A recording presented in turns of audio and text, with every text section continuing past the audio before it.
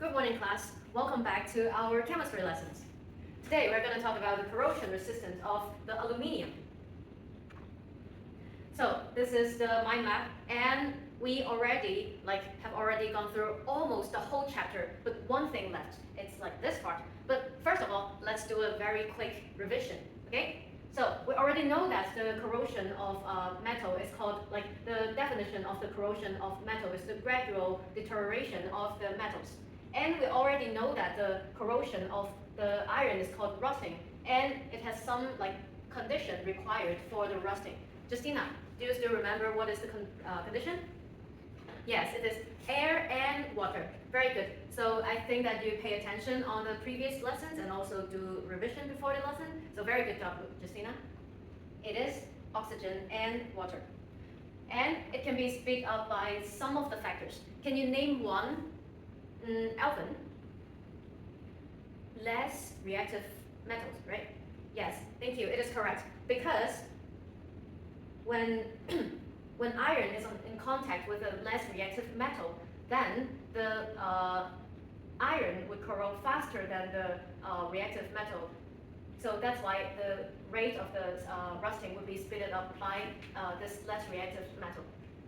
And we also know that there are some ways to prevent the rate of rusting.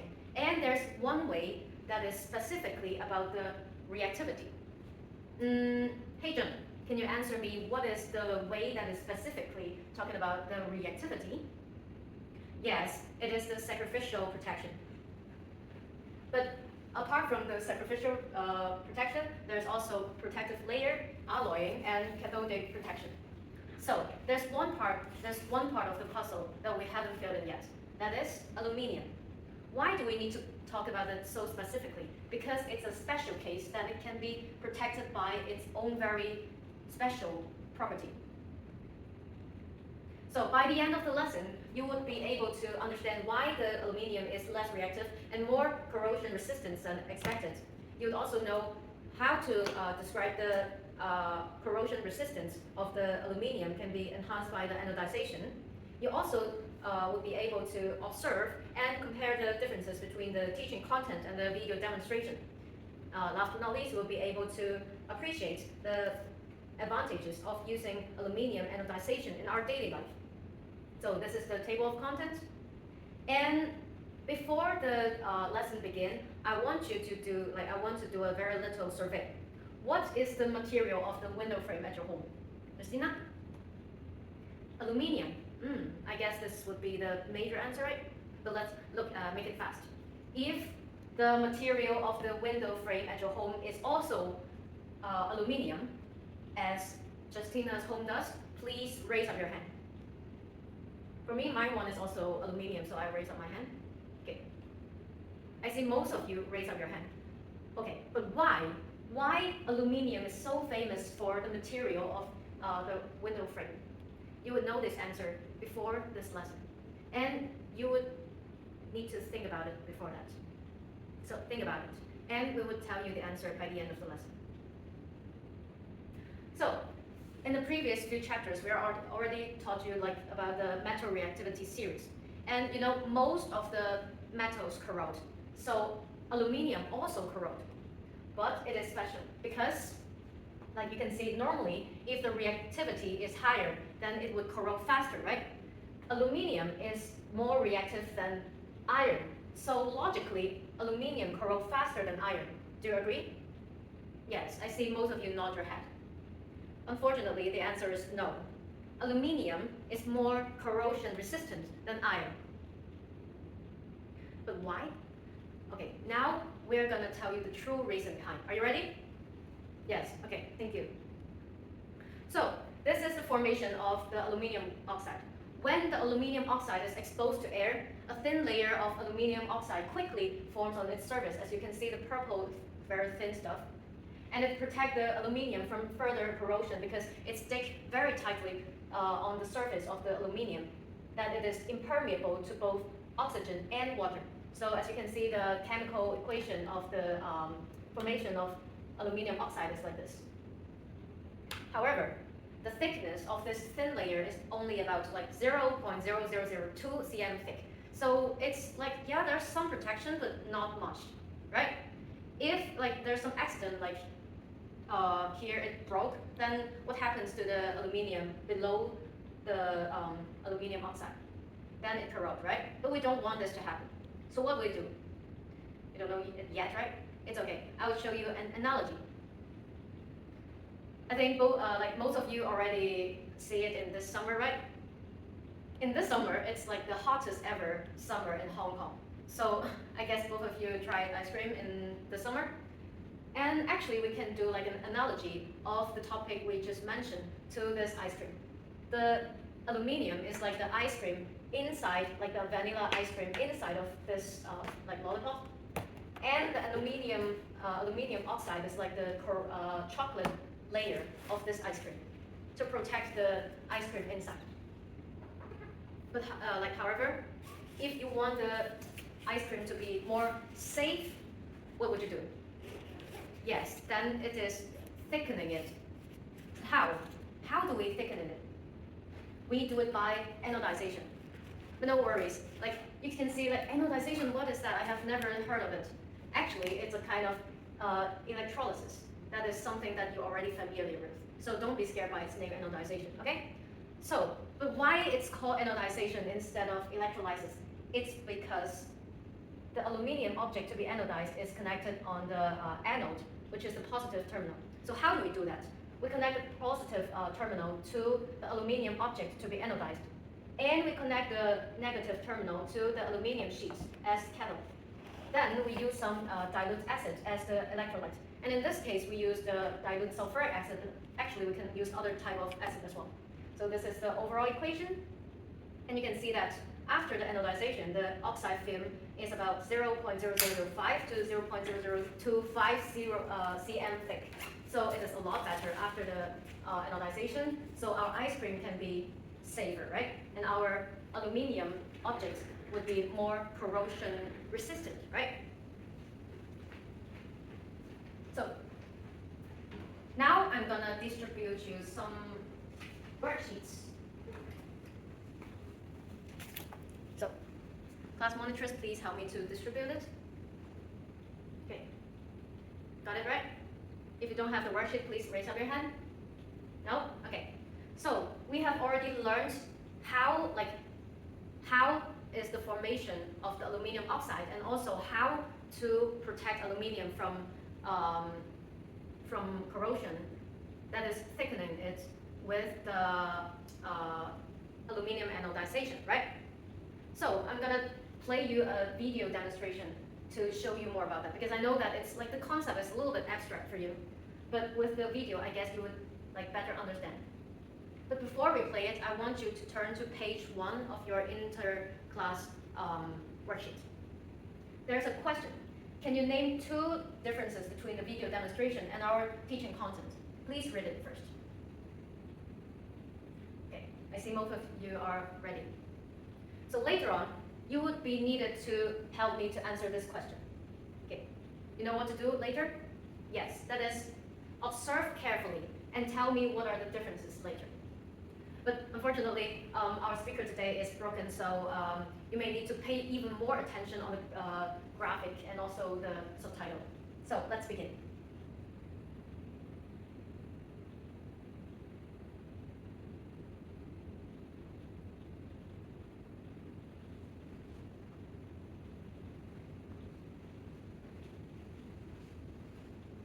Are you okay with that?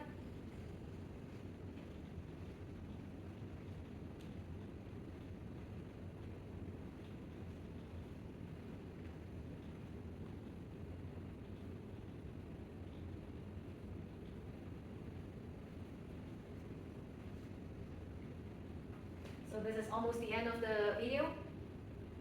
Okay, do I need to repeat it or like play it once again? No? Okay, very good. So Justina, can you tell me like one difference between the video demonstration and our teaching content? You said the aluminium sheet in our teaching content is in a cylindrical shape, but in the video demonstration they used 2 rectangular aluminium sheets for the experiment, right? Yes, very good observation. That means you really pay attention on watching it. Thank you. So, it's a little bit like this. So we got an aluminum sheet, right? We can do it in either way. Either roll it to a cylindrical shape, or we can break it to two and then put one on the left-hand side and another one on the right-hand side. Yes. And for the second difference, can anybody tell me? Hey, John. Ah, you notice that there is a tissue paper on the setup, right? But do you know why? Yes, by the way, Hadrian, you're right. Very good. Actually, it's mentioned in the video. It says that because it is for preventing the corrosion of the metals in the surrounding. So it's like preventing any side effect that we don't want. So, or if there's any other acceptable answer, is okay. Any other answer? No? Okay. So if you want to copy it down, you don't need to do it now because I want you to pay attention on my class now. Because I want, I would send you this PowerPoint later when I get back home, right? Okay. So for the advantage of using aluminum anodization, we actually see it everywhere in our daily life. Because the aluminum object would become more corrosion resistant and the hardness of the aluminum object would increase after anodization. And that's why the window frame at our home is mainly used like aluminum. So actually that is exactly the answer of the question that I mentioned in the beginning of the lesson. Okay? So that's why we use aluminum as the material, so that it can protect our home from being damaged by typhoon, and you can also still use the same window frame after a few years, and then the window frame is still functioning well if it's made up of aluminum. Okay. And apart from that, aluminum object can be dyed to give attractive colors as well. For example, the drink cap and the chocolate egg to attract customers. Yeah. So here's a quick test. But before the test, do you have any questions? Do you understand what I taught just now? Or any questions that is related? You can just raise up your hand. No? Okay, good. So now turn to your page 1 and 2 of your worksheets and study the question. Okay, I see most of you are ready. So, Shelley, can you tell me the answer of question 1? You think the answer is D, none of the above? How about Justina? Do you agree with her? You agree with her as well. Okay, then let's see. So this question, which of the following statement concerning the aluminium is or are correct? So if you two choose D, none of the above, that means all the above are not correct, right? So let's find it out. So you think that the aluminium does not corrode because it is corrosion resistance is an incorrect statement, right? Yes. Actually, aluminium does corrode because it's also like a metal. It is corrosion resistant just because it creates it forms aluminium oxide on the surface of the aluminium. So that's why it is impermeable to the oxygen and water to prevent further corrosion. But it does corrode. The fact that the presence of the aluminium oxide is the evidence that aluminium does oxide. Yes. So statement 1 incorrect. Okay. Second one also incorrect. Why? Because not aluminium object is thickened after the anodization. But what is thickened? Hey John? Yes, it is the aluminium oxide layer that is thickened, but the aluminium object is the same. Right, so thank you, Hadrian, very well. And for the third one, also not correct. Why? Because, as what I said, aluminium oxide is sticking very tightly on the surface of the aluminium. So it does not wash easily like rust. So that's why it is corrosion resistant. So very good, Justina and Shelley. You are correct. The answer is D. Okay, so others, you have the same answer as them, right? Okay, let's go to the next question then. So which of the following concerning the anodization of an aluminium object is or are correct? Alvin, do you think it is A, one only. Okay, let's find it out. So first one, the anodization process is carried out in dilute sulfuric acid, right? So Alvin, you choose A, which is 1, so you think that statement 1 is correct. Why? Yes, very good. You remember that actually anodization is a kind of electrolysis, so it can be carried out in the dilute sulfuric acid. Very good. Because it is a good conductor of electricity. Yeah? How about number 2, statement 2? It is not correct. Why? It's that the mass of aluminum oxide layer decreased after the anodization. What do you think? What is the purpose of the anodization? It's for thickening the oxide layer, right? If it's thickening, then the mass will be, yes, Hejun? Yes, increase. So it should be increased instead of decreased. And for the third one, the aluminum object is connected to the positive pole of the power supply. Do you think it's correct? Alvin? Yes, it is correct. Do you still remember the name of positive terminal? Yes, it is anode. That's why we call it anodization, right? So, according to here, like up till now, Alvin, can you answer me once again? What is your answer? Yes, it should be C. Yes, 1 and 3. Yeah. Okay, so next question, shall we? Okay. The last question, pay attention. Anodized aluminium is more widely used than iron for making food packaging. This is because, yes, Jenny? You think that it is B. Oh, sorry, C, okay, C. Okay, let's find it out. It says statement 1, it says aluminium, anodized aluminium is more widely used than iron for making food packaging because anodized aluminium can be dyed more easily to give attractive colors. Yes, because it is the property of the anodized aluminium according to a few PowerPoint slides ago, right? Second, anodized aluminium is more corrosion resistant than iron. As well.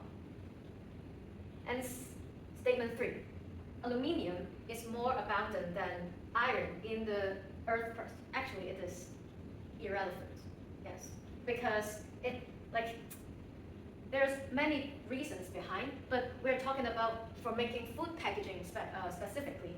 And statement 3 actually is not specifically talking about doing any benefit or advantage on the making on the purpose of making food packaging.